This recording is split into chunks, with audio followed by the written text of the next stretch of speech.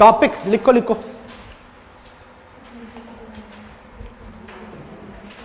Universe, cosmology. तो starting with, आ जाओ universe के, पहले लिखो फॉर्मेशन ऑफ यूनिवर्स।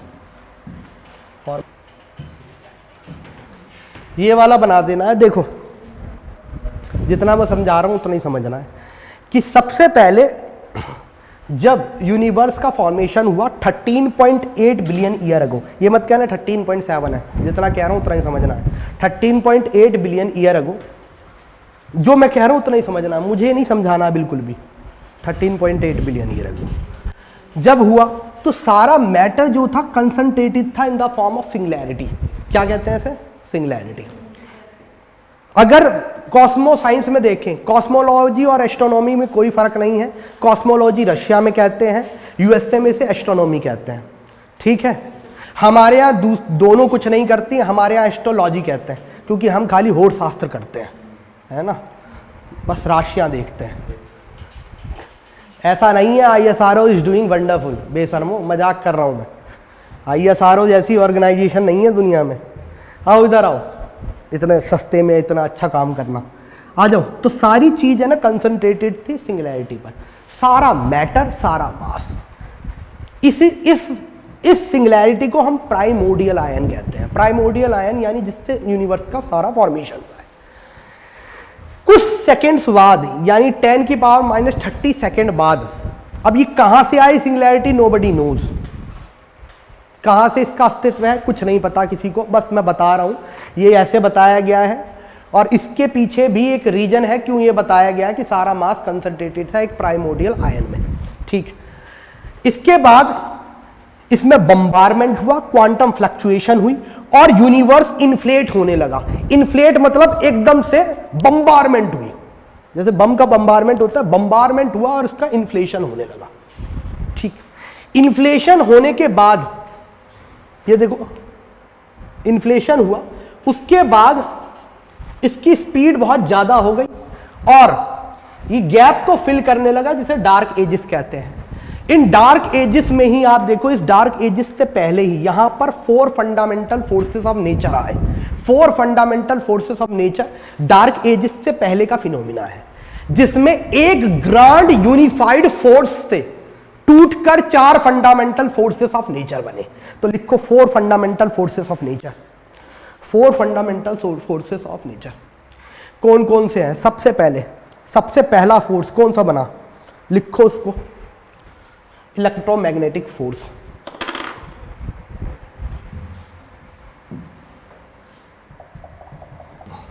लिखो सबसे पहले बिग बैंग के बाद, लिखो सारे फोर्सेस एक ही थे, बाद में ये टूटेंगे। सबसे पहले लिखो electromagnetic force. Electromagnetic force, electromagnetic force का मतलब चार्ज होते हैं, चार्ज पॉजिटिव एंड निगेटिव। आते कहां से है चार्ज? अगर किसी भी एटम में इलेक्ट्रॉन की कमी हो जाती है तो पॉजिटिव चार्ज हो जाता है, इलेक्ट्रॉन ज्यादा होते हैं तो नेगेटिव चार्ज। सबको पता है ये बात, हर किसी में चार्ज है, ठीक है। इवन आपने देखा होगा जाइगोट फॉर्मेशन होता है, स्पर्म जब एग से फ्यूज होते हैं वो भी चार्ज के कारण होते हैं, पॉजिटिव चार्ज और नेगेटिव चार्ज। अगर उस चार्ज में कमी हो जाए तो जाइगोट का फॉर्मेशन नहीं होता। तो आपने देखा 3 पेरेंट बेबी, उस 3 पेरेंट बेबी में स्पर्म को चार्ज ही किया जाता है और कुछ नहीं किया जाता। एवरीवन? तो पहले सारे फोर्स यूनिफाइड थे, फिर एक फोर्स बना जो चार्ज देता है, उसका नाम था इलेक्ट्रोमैग्नेटिक फोर्स। इलेक्ट्रोमैग्नेटिक फोर्स के बाद इसी से एक टूट के फोर्स निकला, वीक न्यूक्लियर फोर्स। क्या निकला? वीक। नेक्स्ट फोर्स लिखो 4 फंडामेंटल फोर्सेस ऑफ नेचर में, next force weak nuclear force.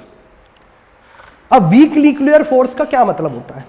कोई भी एटम है, कोई भी एटम किसी भी एलिमेंट का, हाइड्रोजन का ले लो यार, किसी का ले लो, यूरेनियम का ले लो, तो आपने देखा होगा इन एटम्स में रेडियो एक्टिविटी होती है। रेडियो एक्टिविटी क्या होती है? देखो मोटा माटी समझा रहा हूं। अगर कोई एटम है उसमें इलेक्ट्रॉन प्रोटॉन और न्यूट्रॉन से ज्यादा हो जाए, किससे? प्रोटॉन और न्यूट्रॉन से। न्यूट्रॉन पे 0 चार्ज होता है, तो वो आप देखेंगे इसमें बीटा पार्टिकल रिलीज करता है। क्या करता है? Beta particle. अगर न्यूट्रॉन बहुत ज्यादा आ जाए तो गामा पार्टिकल रिलीज करता है। प्रोटॉन बहुत ज्यादा हो जाए अल्फा पार्टिकल रिलीज करता है। ठीक है, और उसका एक रीजन होता है, उसके पीछे रीजन है, जैसे कभी भी किसी भी एटम में एटॉमिक मास से ज्यादा, मान लो 6C14 ले लेते हैं, एटॉमिक मास से दुगने से ज्यादा हो जाए, एटॉमिक नंबर से दुगने से ज्यादा हो जाए एटॉमिक मास, तो वो रेडियो एक्टिव एलिमेंट बन जाता है। इतना डिटेल में नहीं जाते हैं, ये मैं कोई पीएचडी भी नहीं करा रहा। कुल मिलाकर रेडियो एक्टिविटी होती है ना, radio activity weak nuclear force के कारण होती है। समझ में आई बात? किसके कारण होती है?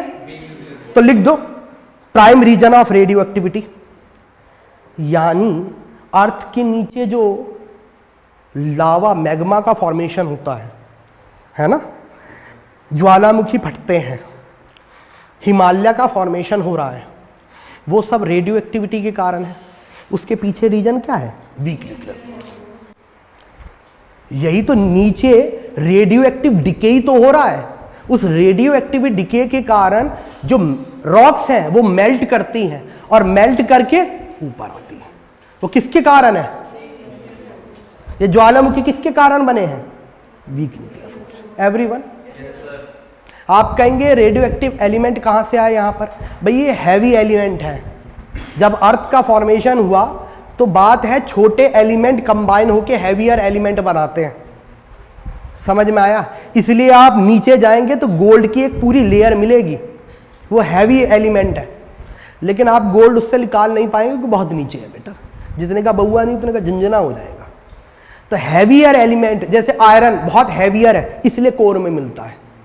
एवरीवन, क्योंकि हैवी ज्यादा नीचे बैठेगा ना, हैवियर एलिमेंट, इसलिए नीचे जाएंगे तो हैवियर एलिमेंट मिलेंगे हमें। ऊपर मिलेगा सिलिका, घटिया रेता, हल्का एलिमेंट है वो, डेंसिटी कम है उसकी, आयरन की डेंसिटी ज्यादा है, जैसे वो नीचे है। समझ में आई बात? Weak nuclear force. नेक्स्ट, उसी इलेक्ट्रोमैग्नेटिक फोर्स, इस ग्रैंड यूनिफाइड फोर्स से, नॉट इलेक्ट्रोमैग्नेटिक, इलेक्ट्रोमैग्नेटिक से तो वीक निकला है। नेक्स्ट फोर्स जो निकला उसका नाम था स्ट्रॉन्ग। आ जाओ, strong nuclear force, strong nuclear force, strong nuclear force. Big bang के बाद है ये, 10⁻32 सेकेंड। ठीक, तो मतलब ये हुआ है और उसके बाद ये फोर्सेस बनने लगे हैं, और इतना माइन्यूट स्केल, इतने माइक्रो सेकेंड में बने हैं, मैं इनका सेकेंड डिफाइन नहीं कर सकता। समझ में आई बात? Strong nuclear force. Strong nuclear force क्या है? आपने बचपन में सुना होगा, पॉजिटिव और निगेटिव चार्ज आपस में रिपल करते हैं, सॉरी, पॉजिटिव और निगेटिव चार्ज आपस में अट्रैक्ट करते हैं, पॉजिटिव चार्ज आपस में रिपल करते हैं, यानी सेम चार्ज हो तो एक दूसरे को रिपल करेंगे। ये फोर्सेस ऑफ नेचर में ट्रू है, लेकिन आदमी की फॉर्म में देखें तो आदमी देखा जाए तो दो अगर सेम नेचर के हों तो ही साथ रह सकते हैं, वहां पे उल्टा होता है। ह्यूमन फोर्सेस ऑफ नेचर अलग है। समझ में आया? लेकिन यहां पर दो अपोजिट चार्ज हमेशा आपस में अट्रैक्ट करेंगे, दो सेम चार्ज आपस में रिपल करेंगे। अब लोगों ने पूछा ये है तो इलेक्ट्रॉन तो निगेटिव है, प्रोटॉन पॉजिटिव है, न्यूट्रॉन तो इलेक्ट्रॉन और प्रोटॉन को कंबाइन करके जीरो चार्ज बना है, इलेक्ट्रॉन और न्यूट्रॉन मिलकर ही तो प्रोटॉन बनाते हैं। ये देखो, इलेक्ट्रॉन प्लस प्रोटॉन मिलके ही तो न्यूट्रॉन बनाता है, ये इसी से तो बना इन दोनों से, ये तो जीरो है। लेकिन एक बात बताओ, इलेक्ट्रॉन और प्रोटॉन है, ये आपस में क्या करेंगे? अट्रैक्ट करेंगे। अट्रैक्ट करने के कारण ये दोनों तो एटम एनाइलेट हो जाना चाहिए, खत्म हो जाना चाहिए, नहीं हो जाना चाहिए खत्म। अगर मैं इस प्लग को हटाऊं और दोनों चार्ज पोल को मिला दूं, बम्बारमेंट नहीं बोल जाएगा, एनाइलेट हो जाएगा। ये क्यों नहीं एनाइलेट हो रहा है? एटम क्यों नहीं एनाइलेट होता जब दोनों क्या अपोजिट चार्ज है? एनाइलेट हो जाना चाहिए ना, ये तो एनाइलेट मतलब खत्म। क्यों नहीं खत्म हुआ है? अरे खत्म नहीं हो जाना चाहिए। देखा जाए तो इलेक्ट्रोमैग्नेटिक फोर्स है ना दोनों के बीच में, इलेक्ट्रॉन बेवकूफों की तरह प्रोटॉन के चक्कर लगा रहा है, जिसे हम न्यूक्लियस कहते हैं, एनाइलेट क्यों नहीं हो गया? बता बेटा, नहीं पता? ये समझ में तो आ रहा है, समझ में आ रहा है ना, क्यों नहीं एनाइलेट हुआ? The answer is strong nuclear force. इतना स्ट्रॉन्ग है, इतना स्ट्रॉन्ग है कि पूरे यूनिवर्स में सबसे स्ट्रॉन्ग फोर्स है, और इतना स्ट्रॉन्ग है इसका नाम ही स्ट्रॉन्ग पड़ गया। This is much more stronger than the electromagnetic force, वरना एनाइलेट हो जाता है एटम। इससे भी बहुत ज्यादा स्ट्रॉन्गर है, तभी तो एनाइलेट नहीं हुआ एटम। नहीं समझ में आ रहा तो लिखो स्ट्रॉन्ग न्यूक्लियर फोर्स। चलें आगे। अब दुनिया का चौथा फोर्स हर जगह प्रेजेंट है, ब्रह्मा है। लेंथ और ब्रेथ में इतना ज्यादा है, यानी इसका मैग्नीट्यूड सबसे वीक है। ये वीक न्यूक्लियर फोर्स से भी वीक है, लेकिन लगता ऐसा है कि अर्थ और जुपिटर के बीच में इतना ज्यादा डिफरेंस है, फिर भी जुपिटर हमारे पे ग्रेविटेशनल फोर्स लगा देता है। पूरे यूनिवर्स में कहीं ग्रेविटी, जीरो ग्रेविटी नहीं है। हम जो कहते हैं ना जीरो ग्रेविटी, वो मिथ है। There is a gravity lessness, gravity कम है। जैसे आपने देखा होगा, एक बना देते हैं ना, कहते हैं जीरो ग्रेविटी बना दी। जीरो ग्रेविटी बन सकती है? मूर्खता की चरम सीमा है ये। जीरो ग्रेविटी का मतलब है मास नहीं है, बिल्कुल भी जीरो मास है, ऐसा हो ही नहीं सकता। तो जीरो ग्रेविटी होती ही नहीं है। There is no concept like zero gravity. क्या होती है? ग्रेविटी लेसनेस, ग्रेविटी थोड़ी कम हो गई। तो ये ऐसा फोर्स है यूनिवर्स के हर कोने पे लगता है, हर जगह लगता है, दूर दूर तक लगता है। मैं और आप पे भी एक ग्रेविटेशनल फोर्स लगा रहा हूं, आप मेरे पे भी लगा रहे हैं, लेकिन ये इतना छोटा है, इतना कि हमें कभी फील नहीं होगा। ठीक है, मैं अपने हाथ में अगर ग्लास की रॉड ले लूं, अब आप अपने हाथ में सिल्क ले लें, तो हम दोनों को एक दूसरे से इलेक्ट्रोमैग्नेटिक फील्ड फोर्स फील हो सकता है, ग्रेविटी कभी फील नहीं होगा। Everyone is such a weak force. क्या कहते हैं इसे? ग्रेविटी। चले आगे। तो यूनिवर्स का फॉर्मेशन हो ही रहा है, और हम जब ये 4 फंडामेंटल फोर्स ऑफ नेचर कर ही रहे हैं, तो इनके पीछे कारण भी जान लेते हैं कि कौन से ऐसे पार्टिकल्स हैं जो इन फोर्स को क्रिएट करते हैं। कुछ पार्टिकल्स होते होंगे ना फोर्स को क्रिएट करने के लिए, पार्टिकल्स का मोशन होता होगा, तभी तो क्रिएट होते होंगे। फोर्स कैसे क्रिएट कर सकते हो? जब मैंने इसे धक्का दिया, मार मत दियो मुझे, मजाक कर रहा था मैं, धक्का दिया है ना, एक पार्टिकल टच हुए ना, तभी तो फोर्स क्रिएट हुआ, वरना आप कैसे क्रिएट कर सकते हैं force? Action and reaction is force. Newton first law of motion है, यही कहा ना न्यूटन ने। कौन कह रहा पागल उसे? ऐसे नहीं कहना है, ठीक है। क्या न्यूटन की बात अब ज़्यादा कमी मानी जाती है। न्यूटन हो गए अब पुराने, है ना, वो 18वीं शताब्दी की बात कर रहे हैं, हम 21वीं में जी रहे हैं। नेक्स्ट आ जाओ, ये फोर्स कैसे क्रिएट होते हैं, यानी इन फोर्स किस पार्टिकल से क्रिएट होते हैं। अब आ जाओ तो लिखो standard model of elementary particles. हम सीखते हैं ये फोर्सेस जो आए किस पार्टिकल से आए हैं। चले आगे। पढ़ा ये सब नहीं पढ़ा है, नहीं पढ़ा है। पढ़ा होगा तो मैं नहीं पढ़ाऊंगा फिर। चलो देखो, यूनिवर्स से क्वेश्चन आ सकते हैं इन सब से, बजलिंग टॉपिक है आजकल। देखो, पहले तो हम बचपन में पढ़ते थे, ऋषि कनाड ने कहा था कि पूरी दुनिया अणु से बनी है। अणु, तब मॉलिक्यूल तक सीमित थे। जोल डाल्टन एटम लिया है, ठीक है, एटम लिया है। उसके बाद आपने नील्स बोर सुना होगा, उन्होंने कहा वो इलेक्ट्रॉन, प्रोटॉन और न्यूट्रॉन से बना होता है। उससे पहले जे थॉमसन और ये सब सुनेंगे बहुत साइंटिस्ट, हम उन पे नहीं जा रहे केमिस्ट्री पर। तो ये समझ में आया था कि इलेक्ट्रॉन, प्रोटॉन और न्यूट्रॉन से सारे एटम बने हुए हैं। यानी आपके अंदर भी इलेक्ट्रॉन, प्रोटॉन और न्यूट्रॉन है। मेरी जो सेल बनी है यानी सिंगल सेल, मेरी शरीर से एक सेल ली गई है। कौन सी सेल है? सोमैटिक सेल ली गई है एक, और वो सोमैटिक सेल भी किससे बनी हुई है? इलेक्ट्रॉन, प्रोटॉन और न्यूट्रॉन से। सबको ये सब पता है। अब ऐसा कहा गया कि यार इलेक्ट्रॉन, प्रोटॉन, न्यूट्रॉन भी किसी चीज से बने हुए होंगे, और ये इलेक्ट्रॉन, प्रोटॉन, न्यूट्रॉन यानी पूरा एटम फोर्सेस लेके आता है।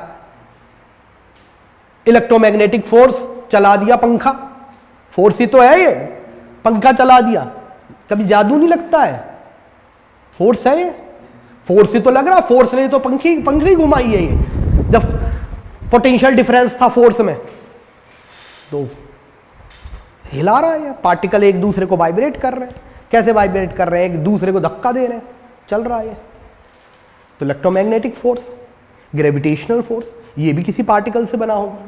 तो आया standard model of elementary particles. ये इतना बड़ा टॉपिक है, इतना बड़ा टॉपिक है, और इतनी सारी इसमें चीजें हैं, सारी चीजें हम नहीं देखेंगे क्योंकि फिर तो पूरा क्वांटम फिजिक्स पढ़ाना हो जाएगा। और इतना टिपिकल है कि अच्छे अच्छे साइंटिस्टों को भी ये ना है। मुझे भी थोड़ा बहुत ही आता है, थोड़ा बहुत मतलब एक एमएससी लेवल का फिजिक्स बस, मेरे को भी पीएचडी नहीं आती है, एमएससी लेवल की ही फिजिक्स, क्वांटम फिजिक्स की लेवल आता है मुझे। ठीक, अगर हाँ मुझसे ये पूछ लोगे कि न्यूट्रॉनो क्या है, कैसे बनेगा, तो ये सब बता दूंगा। ये कहना कि एक्सपेरिमेंट ही करके दिखाओ न्यूट्रॉनो पार्टिकल, तो भाई हमें नहीं पता कैसे होगा ये, और उसके लिए मुझे लगता है जरूरत भी नहीं है। आओ, मेरा है भी नहीं फूटे। तो standard model of elementary particle model बनाया गया, जिसके ऊपर हम फोर्सेस बता रहे हैं और जिसके ऊपर बता रहे हैं कि मैटर कैसे बना होगा। तो हमने कहा कि देखो भाई, कुछ पार्टिकल्स ऐसे होते हैं जो फोर्स क्रिएट करते हैं। फोर्स का मतलब इलेक्ट्रोमैग्नेटिक फोर्स, ग्रेविटेशनल फोर्स। उन पार्टिकल्स को कहा जाएगा इंट्रैक्शन और force carrier particles, also known as boson particles. तो लिखो बोसोन पार्टिकल्स। ये फोर्स क्रिएट करते हैं बोसोन पार्टिकल्स। क्या क्रिएट करते हैं बेटा? फोर्स। देखते थे तेरे को फोर्स कराना, ये किसने क्रिएट करा है? ये कौन सा फोर्स था जो मैंने करा है? ये नॉर्मल फोर्स है, मैकेनिकल फोर्स है ये, ठीक है। मैकेनिकल फोर्स में मैंने ही अपने पार्टिकल वो करे हैं, पूरा हाथ फेंका है तेरी तरफ। चलो, तो सबसे पहले आ जाते हैं, हमने पहला फोर्स पढ़ा था ग्रेविटेशनल। उसमें कहां से आया होगा, मतलब वो ग्रेविटेशनल फोर्स कहां से आया होगा? तो एक पार्टिकल है जिसे गॉड पार्टिकल भी कहते हैं। गॉड पार्टिकल क्या इसलिए कहते हैं, हमें इसका पता आज तक आइडेंटिफाई नहीं कर पाया, मिल नहीं पाया है।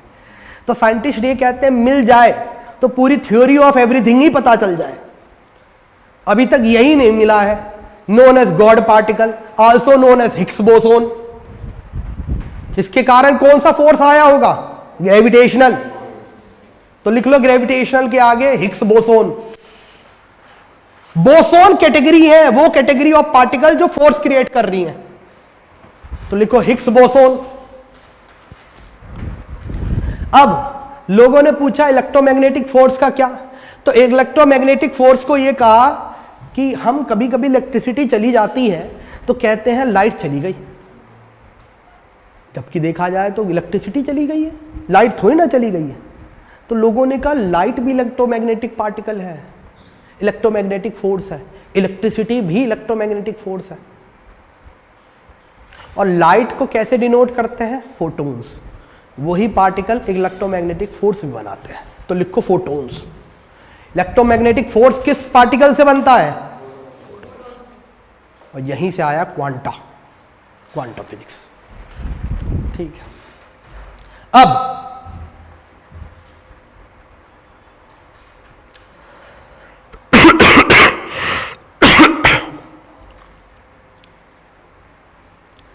अब आ जाओ नेक्स्ट। अब चलते हैं स्ट्रॉन्ग न्यूक्लियर फोर्स पे। तो स्ट्रॉन्ग न्यूक्लियर फोर्स अगर देखा जाए तो वो चिपका के रखता है। इलेक्ट्रॉन जो निगेटिव है, प्रोटॉन जो पॉजिटिव है, दोनों को एक दूसरे से भागने नहीं दे रहा है, ना एक दूसरे से चिपकने दे रहा है, वरना तो एटम एनाहिलेट हो जाए।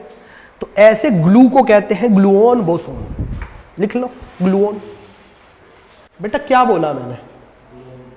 हाँ, तो इसका क्या मतलब है? हाँ, अभी अभी तो मैं बता रहा हूं। क्या बोला मैंने?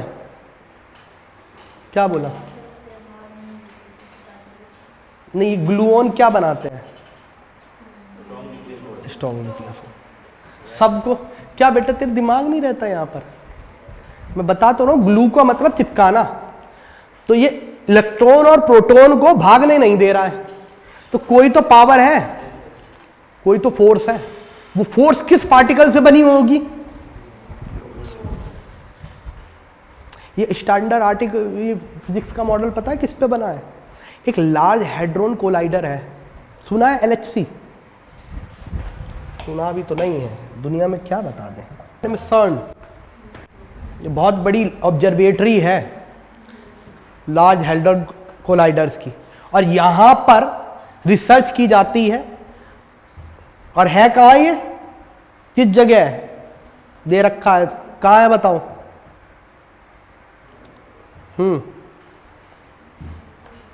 किस जगह है ये? आई थिंक CERN जिनेवा में है। CERN एक जगह है, खुद जगह का ही नाम है, जिनेवा है ना, जिनेवा में है। अल्प्स माउंटेन के नीचे पहाड़ियों को खोद कर बनाया गया है, अल्प्स की पहाड़ियां, जिनेवा। अब एड्रेस पे पहुंच मत जाना इसके, इसी से ये पार्टिकल फिजिक्स मॉडल आया है। बताएंगे कैसे। यहां पर बिग बैंग को इमिटेट किया जा रहा है, जो बिग बैंग हुआ ना उसे इमिटेट किया जा रहा है। अब वो इमिटेट कैसा करा गया होगा? अब समझ लो कितना ज्यादा पावर चाहिए होगी इसके लिए, एनर्जी, इस मशीन को चलाने के लिए। इतना high level of electromagnetic force create किया गया, तो पार्टिकल पैदा हुए हैं। और पार्टिकल को ऑब्जर्व करके बताया गया ये इससे बनाया होगा, ये इससे बनाया होगा। अभी तक हमें बस हिग्स बोसोन नहीं मिला, वो हमारे मैथमेटिकल मॉडल में तो है, ऑब्जर्व नहीं कर पाया हम। यार वीक है ना वो, बहुत इतना वीक फोर्स ऑब्जर्व करना उसकी पार्टिकल, और वो भी इतने है तो वीक, लेकिन बहुत लार्जर डिस्टेंस तक लगता है। मतलब ग्रेविटेशनल फोर्स की जो लिमिट है वो इन्फिनिटी तक जाती है। यानी मैं अपना ग्रेविटेशनल फोर्स जो मेरा मास है वो पता नहीं कहां तक लगा रहा हूं, लेकिन इतना वीक है कि हम उसे ऑब्जर्व नहीं कर पा रहे हैं। चलो इधर आ जाओ। अब एक वीक भी है, वीक न्यूक्लियर फोर्स है ना, वीक न्यूक्लियर फोर्स। तो वीक न्यूक्लियर फोर्स किस पार्टिकल से बना होगा? जो रेडियो एक्टिविटी देता है, हमारे पावर प्लांट को चला रहा है, न्यूक्लियर पावर प्लांट। तो उन पार्टिकल्स को कहा जाता है ZnW बोसोन्स। ये दो पार्टिकल्स हैं जो वीक न्यूक्लियर फोर्स क्रिएट करते हैं। क्या नाम है उसका? ZnW boson. वेक्टर का मतलब है इनकी डायरेक्शन डिफाइंड है। वेक्टर वेक्टर ये सब नहीं करना है, इतना बताने के लिए नहीं बैठा हूं यहां पर। चले नेक्स्ट। अब ये तो हो गया हमारा फोर्सेस क्रिएट करी। हमने देखा था कि सिंगुलैरिटी से प्राइमोर्डियल आयनन से पूरा यूनिवर्स में क्या हुआ? बिग बैंग हुआ, ब्लास्ट हुआ।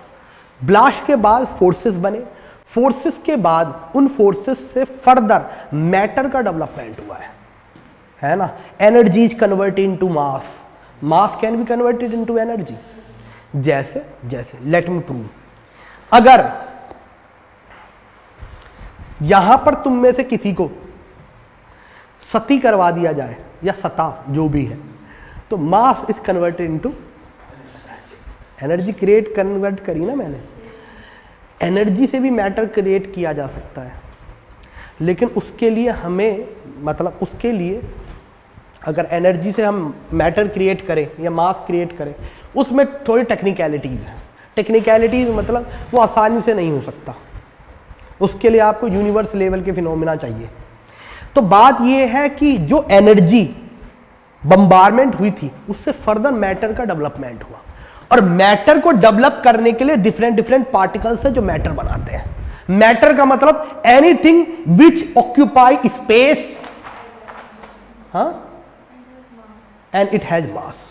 This is matter, you are matter, sea is matter, this is also a matter, everything is matter, matter is made up of atoms. समझ में आया? अब मैटर बना है। अच्छा, एक चीज और, मैथमेटिकल मॉडल से हमें एक और चीज पता चली, और लार्ज हैड्रॉन कोलाइडर ने उसे रेक्टिफाई, करेक्ट भी कर दिया, कि जब मैटर बना होगा और किसी भी एटम से, यानी किसी भी प्राइमोर्डियल आयन से जब टूट टूट के मैटर बनेगा, तो हमें पता है किसी भी चीज को, हम नेचुरल चीज को तोड़ते हैं तो दो तरह की चीज लगती है। यार मैं इसे तोड़ूंगा, दो चीज निकलेगी ना। किसी भी मैटर को मैं इसे बीच में से फाड़ दूं, नहीं फाड़ूंगा बेटा, तो दो चीज निकलेगी ना, हमेशा दो तरह के मैटर निकलेंगे। उस दो तरह के मैटर को कहा जाता है एंटी मैटर एंड मैटर। दो तरह के मैटर निकले, कौन कौन से? Anti matter and matter. अब आप कहेंगे एंटी मैटर तो कभी सुना ही नहीं मैंने। तो बात यही है कि मैथमेटिकल मॉडल में यह पता लगाया गया कि किसी भी चीज को तोड़े, 4 को मैं स्क्वायर रूट करूं तो +2 भी आ सकता है, मैटर भी आएगा, एंटी मैटर भी आएगा। और लार्ज हैड्रॉन कोलाइडर हमने एंटी मैटर बना के देख लिया। तो बात ये है, आप कहेंगे मेरे आसपास कहां एंटी मैटर, मैं तो देख नहीं रही। प्रॉब्लम ये है कि हम जिस यूनिवर्स में है वो मोस्टली, हम जिस अर्थ सिस्टम पे है वो मोस्टली किसका बना हुआ है? मैटर का। That's why we are not identifying the anti matter. Everyone, anti matter जैसी बनता है तो उससे मैटर, क्योंकि दोनों ये है, दोनों आपस में बम्बार करेंगे और जीरो हो जाएगा। इसलिए हम ऑब्जर्वेबल यूनिवर्स में जो हम देख रहे हैं उसमें हम एंटी मैटर आइडेंटिफाई नहीं कर पा रहे हैं। वो हमारा लार्ज हैड्रॉन कोलाइडर में मिला कि एंटी मैटर भी बना है। इसलिए बात होती है, एक और कॉम्प्लेक्स कर दूं थोड़ा सा, पैरेलल यूनिवर्स की, कि यहां पर मल्टीपल यूनिवर्स हैं। हमारा जैसा आदमी एक और यूनिवर्स में बैठा है, this is known as parallel universe.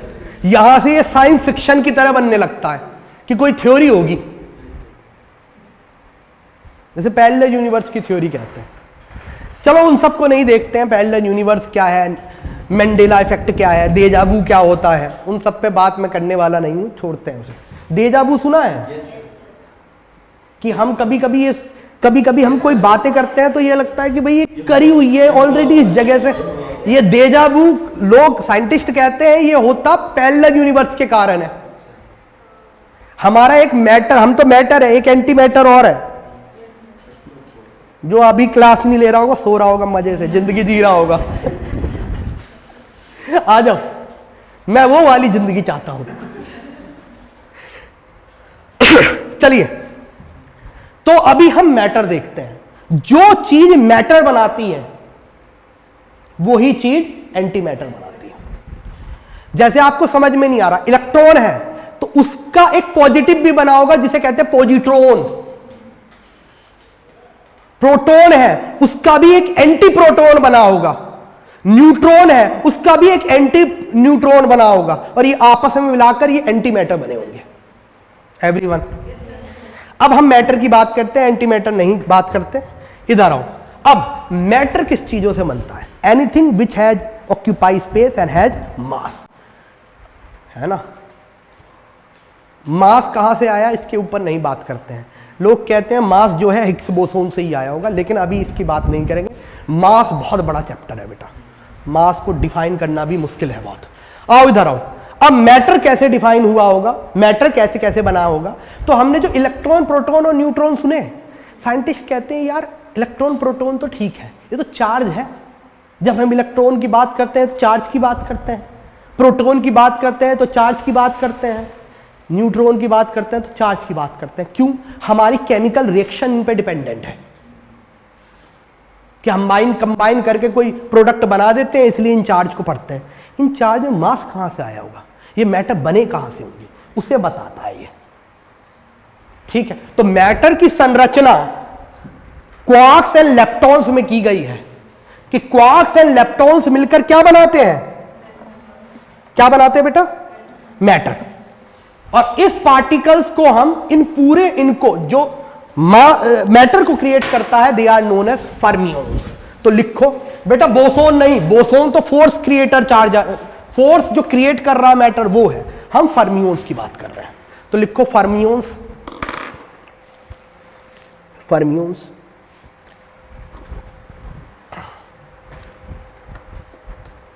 ठीक है, बस इतना बता दें। देखो इलेक्ट्रॉन सुना, इलेक्ट्रॉन निगेटिव है। इलेक्ट्रॉन जैसे को बनाने का काम करा है लेप्टॉन्स वाले पार्टिकल्स ने। किसने बनाए होंगे? लेप्टॉन्स। एक्चुअली में बात यह है, इलेक्ट्रॉन में मास लेप्टॉन्स की वजह से आया है। समझ में आई बात? पॉजिटिव, इधर आ जाओ, प्रोटॉन्स एंड न्यूट्रॉन्स में मास जो है क्वार्क्स की वजह से आया है। ठीक है, ये क्वार्क्स बनाते हैं क्या? Proton and neutron. ये लेप्टॉन्स क्या बनाता है? इलेक्ट्रॉन। एवरीवन इतना समझ में आ रहा है सबको? हाँ बेटा, तुम्हें नहीं समझ में आ रहा? कुछ ये क्या नहीं समझ? बस हेट करोगी ना साइंस से तो नहीं समझ में आएगा। हेट करोगे तो कहां से? किस किस को नहीं समझ में आ रहा? मैं और थोड़ा डिफाइन आसान कर दूंगा। किस किस को नहीं आ रहा? अरे डांटूंगा नहीं, सच में बोल। आपको आ रहा है? और किसको नहीं आ रहा है? तुझे आ रहा है तो साइंटिस्ट है, तुझे तो आएगा ही। कोई ह्यूमैनिटीज का तुम्हें नहीं आ रहा? पीछे तू बैठा है, तुझे तो सभी आता है। पक्का आ रहा है? मैं ये कह रहा हूं यार, सुनो एक बार रिपीटेशन देख लो। जो फोर्स क्रिएट कर रहे हैं जो पार्टिकल्स, वो बोसोन्स होते हैं। वो बोसोन्स ये फोर्स क्रिएट कर रहे हैं। कोई पार्टिकल क्रिएट कर रहा होगा ना, वो ये पार्टिकल है। फिर बात है मैटर कौन से पार्टिकल क्रिएट कर रहे हैं, उन्हें हम कहते हैं क्वार्क्स एंड लेप्टॉन्स। और ये क्वार्क्स एंड लेप्टॉन की कैटेगरी को हम फर्मियंस कहते हैं। देखो यार, ग्रीक लैंग्वेज है, मैं भी इसमें कुछ कर तो नहीं सकता, अंग्रेजों ने लिखी है, वरना मैं चिंटू और बबली लिखता इनके आगे। मैंने तो बनाए नहीं है पार्टिकल, एलएससी ने बनाए हैं, लार्ज हैड्रॉन कोलाइडर ने। मैथमेटिकल मॉडल से निकल के आए हैं, हम क्या करें इसमें? ठीक, अब क्वार्क्स क्या बनाएंगे? Proton and neutron. लेप्टॉन्स क्या बनाएंगे? बस आप इतना समझ लो यार कि ये जो माउ ताऊ ये सब देख रहे हो ना, अप चार्ज डाउन, जैसे कि एक छोटा सा एग्जांपल ले रहा हूं, दो अप एक चार्म मिलकर शायद प्रोटॉन बनता है। नहीं तो एक बार चेक कर लेते हैं, मुझे याद नहीं है, रुको एक बार। प्रोटॉन में सब एटॉमिक पार्टिकल कौन कौन से होते हैं? रुको, देखो क्या लिखा है इसमें, एक मिनट।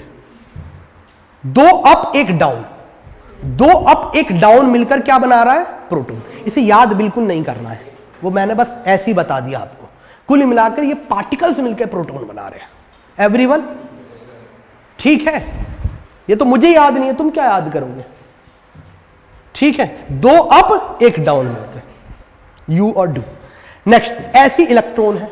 अच्छा, इनका जो देख रहे हो ना, इनका ये जैसे इलेक्ट्रॉन, तो electron neutrino, mu neutrino, tau neutrino, कुछ भी नहीं है बेटा। न्यूट्रिनो का मतलब एक न्यूट्रिनो पार्टिकल्स और आइडेंटिफाई करें। तो पार्टिकल्स इतने आइडेंटिफाई होते हैं, करे क्या साइंटिस्ट?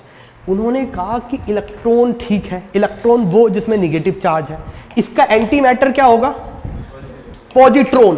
क्या होगा? पॉजिट्रॉन। बताया था ना। प्रोटॉन का एंटी मैटर क्या होगा? Anti proton. न्यूट्रॉन का एंटी मैटर क्या होगा?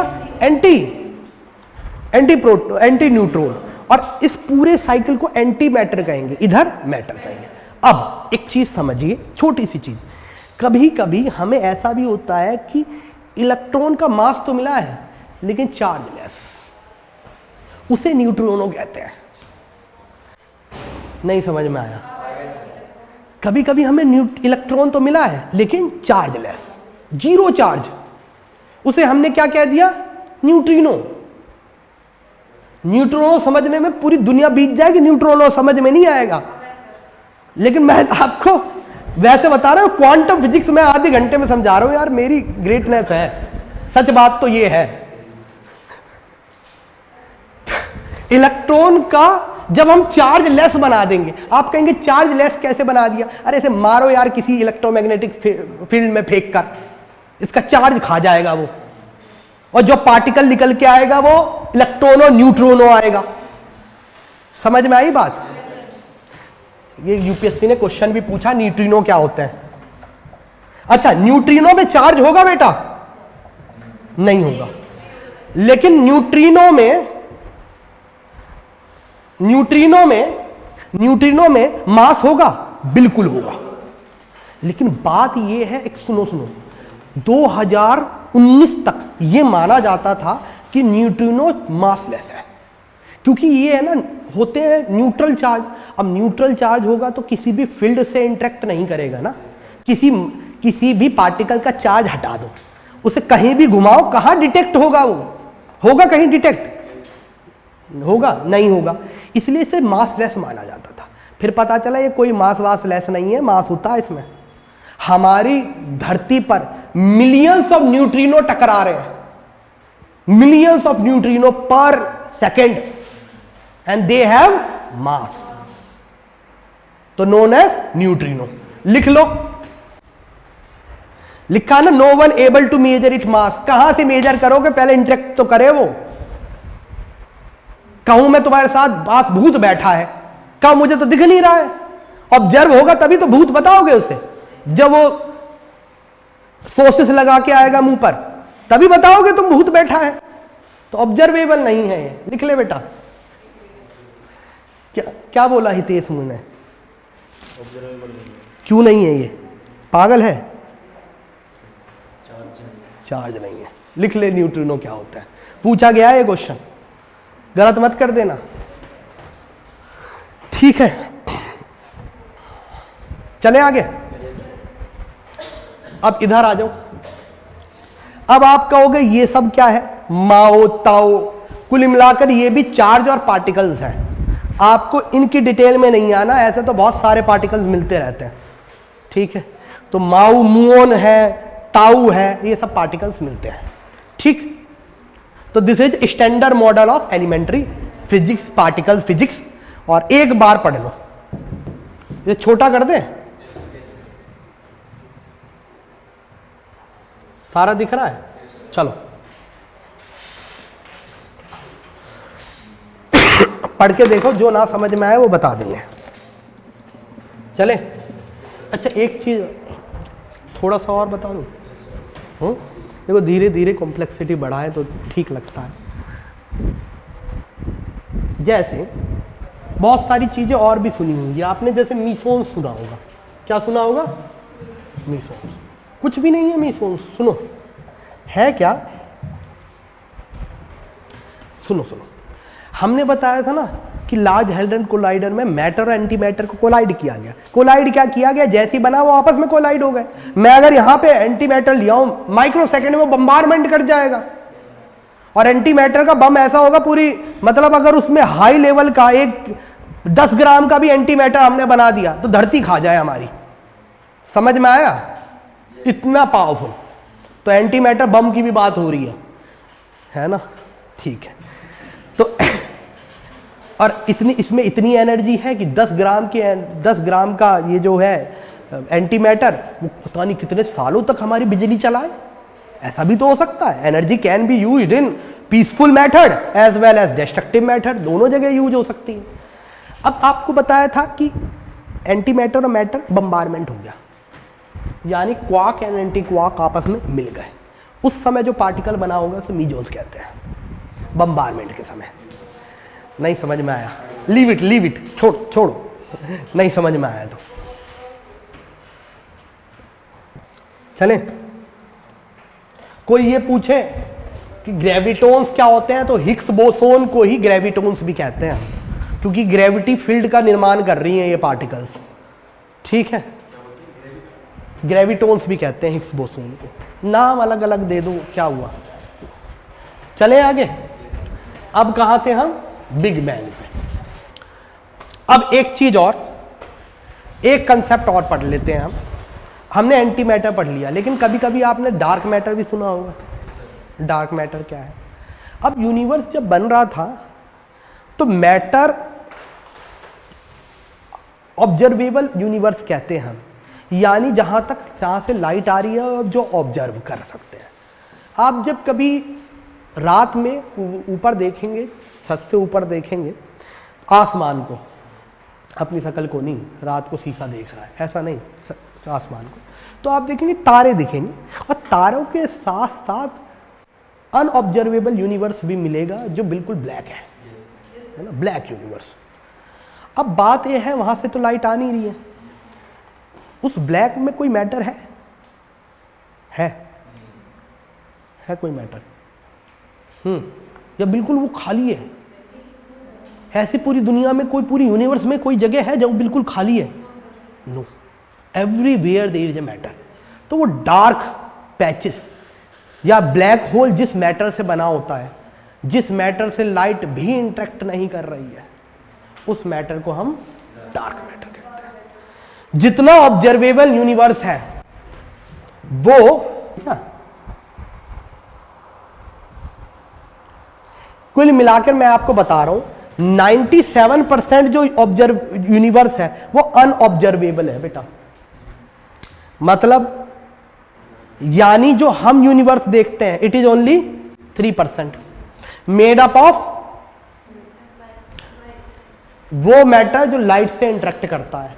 कुछ मैटर ऐसे हैं जो लाइट से इंटरेक्ट नहीं करते हैं, उन जो लाइट से इंटरेक्ट नहीं करते हैं मैटर, उन्हें कहते हैं dark matter. Black hole dark matter के बने होते हैं, ठीक है। देखेंगे ब्लैक होल कैसे बनते हैं, वो इसमें पता नहीं दे नहीं रखा है, चलो कोई बात नहीं, इसमें देना चाहिए था इसे, लेकिन most of the universe is dark matter. इसलिए ऑब्जर्वेबल यूनिवर्स जो है हमारा वो बहुत छोटा है। आ जाइए, नेक्स्ट आ जाइए। डार्क एजेस के बाद अब धीरे धीरे ये जो एनर्जी थी ये कन्वर्ट होने लगी मैटर में, और मैटर आपस में ग्रेविटेशनल फील्ड के से कंबाइन होकर बड़ी बड़ी गैलेक्सी और स्टार्स बनाने लगा। स्टार्स बनेंगी और समूह जो होता है स्टार्स का उसे क्या कहते हैं, गैलेक्सी। गैलेक्सी तो बड़े बड़े गैलेक्सी और स्टार्स बनाने लगा। अब जब मैटर हाई एनर्जी डेंसिटी से बम्बार्ड करेगा तो बनाएगा स्टार का फॉर्मेशन होगा। किसका होगा? स्टार का। यानी उसमें न्यूक्लियर फ्यूजन हो जाएगा। फ्यूजन का मतलब हाइड्रोजन कंबाइन होकर हीलियम बनाने लगेगा और हैवी एलिमेंट बनाने लगेगा। लेकिन ऐसा भी हो सकता है कि हाई एनर्जी डेंसिटी का मैटर ना हो, बउआ मैटर वो हो, मैटर हो, तो वो बनाएगा प्लैनेट्स को जहां पर न्यूक्लियर फ्यूजन नहीं होगा।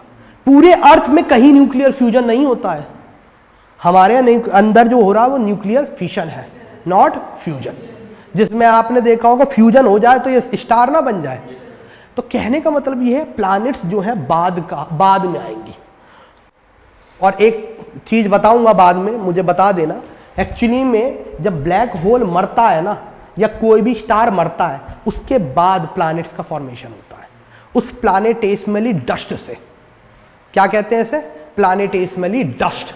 ये डस्ट जो है ये कंबाइन हो जाती है। क्यों कंबाइन होती है? ग्रेविटेशनल फोर्स के कारण। फोर्स के कारण कंबाइन होकर प्लैनेट का फॉर्मेशन कर देती है। एवरीवन, चलो, तो गैलेक्सी का डेवलपमेंट हुआ, स्टार्स का डेवलपमेंट हुआ, फिर बाद में प्लैनेट्स का डेवलपमेंट हुआ और ये एक्सपेंड हो रहा है। एक्सपेंड का मतलब जो big bang 13.8 billion year ago हुआ था, आज भी ये एक्सपेंशन फेज में है, एक्सपेंड कर रहा है। ये कैसे पता चला? इसमें एक थ्योरी है, लिख लो, हबल की expansion theory, also known as red shift,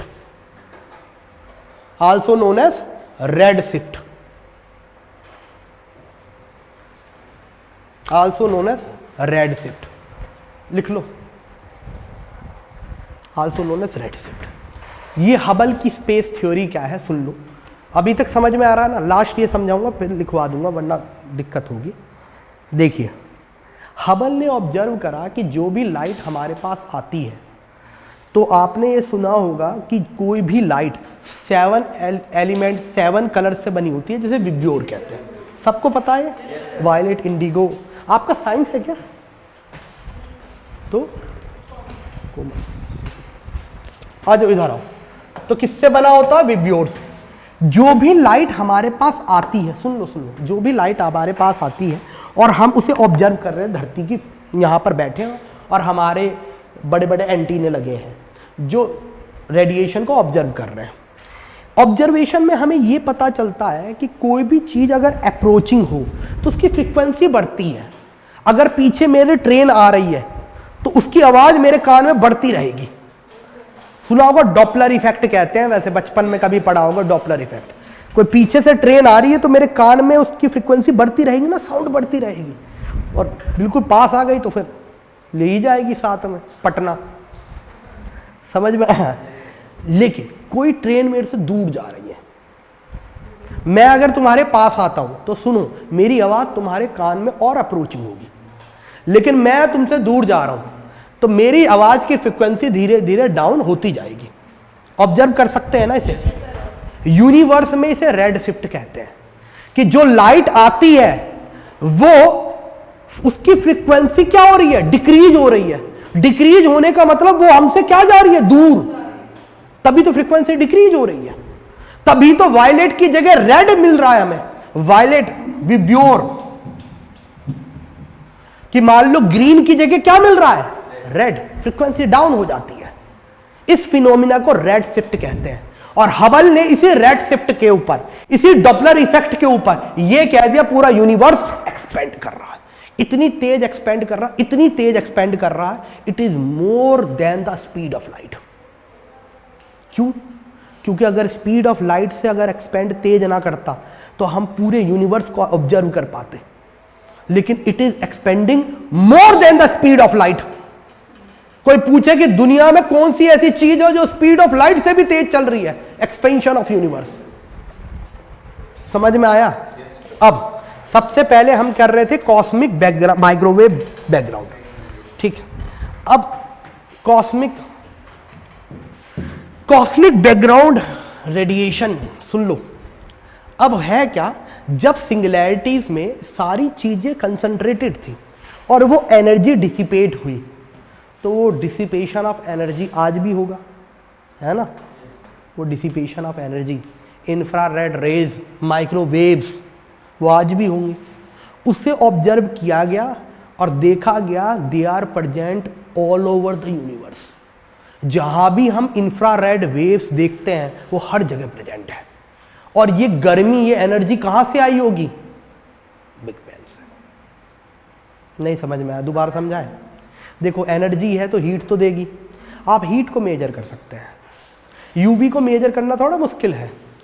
जब हमने हीट को मेजर करा, इंफ्रारेड को करा और माइक्रोवेव को करा, तो हमने देखा कि पूरे यूनिवर्स में there were patches of microwaves, there were patches of infrared. और ये हीट के पैचेस कहां से आए होंगे? बिग बैंग से। अब आगे चलते हैं, स्टार फॉर्मेशन पे चलते हैं। ये सब हो गया। अच्छा, एक चीज और, एक छोटी सी चीज और समझा देता हूं। जिस चीज को हम ग्रेविटेशन कहते हैं, एक्चुअली में gravitation is not a force at all. क्या कहा मैंने? सच कहा मैंने। सच बात तो ये है, gravitation is not a force at all. इसलिए हमें हिग्स बोसोन मिला नहीं है आज तक, इसलिए हम उसे गॉड पार्टिकल कह रहे हैं।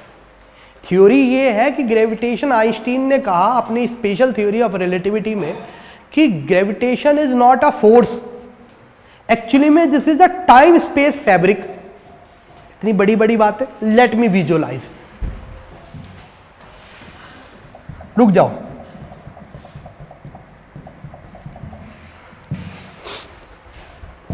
इस वीडियो को देखना है तुम्हें, समझ में आ जाएगा ग्रेविटेशन है क्या। एक्चुअली में कहा ये गया, देखो किसने कहा ये मैं पहले बता देता हूं, ये आइंस्टीन की थ्योरी है। न्यूटन बता रहा है ये क्या है? फोर्स।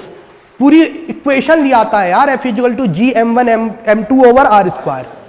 और जो देखा जाए कि क्लासिकल फिजिक्स में ठीक भी है। क्लासिकल फिजिक्स का मतलब ये है कि जब हम फोर्स निकालना चाहते हैं, दो ऑब्जेक्ट के बीच में फोर्स निकाल रहे हैं, तो मोस्ट ऑफ द टाइम ये ठीक आ रहा है। लेकिन जहां हम सब एटॉमिक पार्टिकल पे जाते हैं और जहां हम यूनिवर्स पे जा रहे हैं, हमारी सारी थ्योरी जीरो हो जाती है। तो बात हुई कि आइंस्टीन ने कहा कि हम जो ग्रेविटेशन को विजुलाइज कर रहे हैं वो गलत है, it is not a force, actually में this is a time space fabric. अब टाइम स्पेस फैब्रिक क्या है कि यूनिवर्स का formation 13.8 billion year back start हुआ, यानी टाइम वहां से स्टार्ट हुआ है। अगर हम और पीछे ले जाते तो टाइम उससे पहले स्टार्ट होता। ठीक, फर्दर ये पूरा स्पेस है। स्पेस, जो ऑब्जेक्ट जितना भारी है वो स्पेस को उतना कर्व करता है। यहां पे देखोगे ये टाइम स्पेस फैब्रिक है, यानी उसने बताया यूनिवर्स पार्टिकल्स का बना हुआ है। जो ऑब्जेक्ट में जितना ज्यादा मैटर है यानी पार्टिकल है वो टाइम स्पेस फैब्रिक को और ज्यादा कर्व करता है। नहीं देख रहे, ये देखो, और इसी टाइम स्पेस कर्व के कारण जो ऑब्जेक्ट जितना भारी है उसके पास छोटा ऑब्जेक्ट उसके चक्कर काट रहा है, उस टाइम स्पेस फैब्रिक के कारण। जब एनर्जी खत्म हो जाएगी एनाइलेट हो जाएगा।